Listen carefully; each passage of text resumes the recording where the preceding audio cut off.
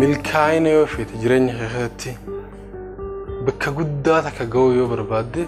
qabxii shanan ammaan tana isiniif himuu deemu qacellotti dhaggeeffadha ittis dalagaa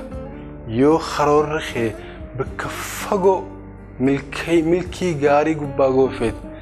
successful ta'uudhaaf steppii shanan kana si barbaachisa jireenya keessatti steppii takkaffaa decide murteeffadhu maal ta'uu feeta eessa dhaqqabuu feeta eenyu ta'uu feeta jireenya keessatti decide murteeffadhu qabxii takkaffaa qabxii lammaffaa plan karoorfadhu karoora baafadhu tokkoffarratti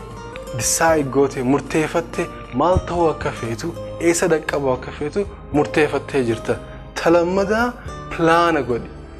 karoora baafadhu as dhaqqabuuf decide waan gosan gubbaa dhaqqabuuf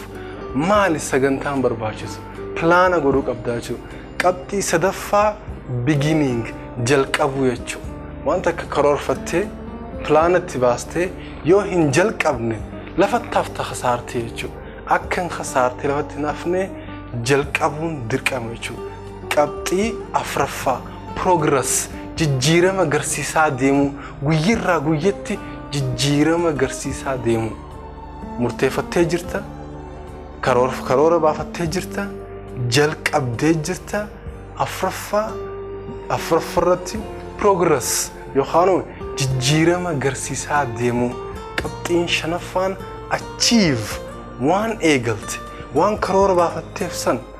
waan jalqabde san waan fiinxaan bahu tattaaffii godhu san keessatti qabxiin shanaffaan maali fiinxaan bahu jalqabde karoorfatte kaayatte osoo fiinxaan hin baane irraa hin bahin jireenya kee fooyyeessuuf qabxii shanan kan ammaa asirraan isinii deebi'a qaccalloo qayyabadhaa decide takkaffaa planning lammaffaa